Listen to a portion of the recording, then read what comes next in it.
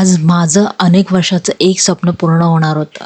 सकाळी बरोबर 3 वाजता उठले, पटकन फ्रेश झाले आणि काही न खाता प्रवासाला सुरुवात केली. पहाटे 4 वाजता लख्ख काळोखात मी अन्नपूर्णा बेस कॅम्पकडे चालायला सुरुवात केली. कालपेक्षा आज श्वास जरा जास्त लागत होता, पण प्रत्येक पाऊल मला माझ्या स्वप्नाच्या आणखी जवळ घेऊन जात होतं. हळूहळू उजळायला लागलं आणि साधारणपणे 5 वाजता हिमालयाच्या कुशीतून सूर्योदयाची पहिली किरणं दिसू लागली. एमबीसी ते एबीसी अंतर फार नाही. बेस कॅम्प समोर दिसत होता, पण त्या उंचीमुळे तिथे पोहोचायला मला जवळपास 3 तास लागले आणि अखेर 8 दिवसाच्या प्रवासानंतर मी अन्नपूर्णा बेस कॅम्पला पोहोचले. समोरच ते सोन्यासारखे चमकणारे सूर्योदयाचे दृश्य पाहताना डोळ्यात नकळत अश्रू आले आणि मनात फक्त समाधान होतं. थोडा वेळ त्या क्षणाचा आनंद घेतला आणि मग परतीचा प्रवास सुरू केला. एमबीसी मध्ये ब्रेकफास्ट केला आणि तिथल्या गेस्ट हाऊस मध्ये माझाही एक फोटो आठवण म्हणून लावला. आजचं पुढचं टार्गेट होतं दुबान, पण दिवसभराच्या चालीनंतर पाय खूप दुखायला लागले. वारंवार तोलही जात होता. शेवटी हिमालय टी हाऊस मध्ये मुक्काम करण्याचा निर्णय घेतला. कारण शरीर थकलं होतं, पण मन अजूनही त्या सूर्योदयातच हरवलं होतं.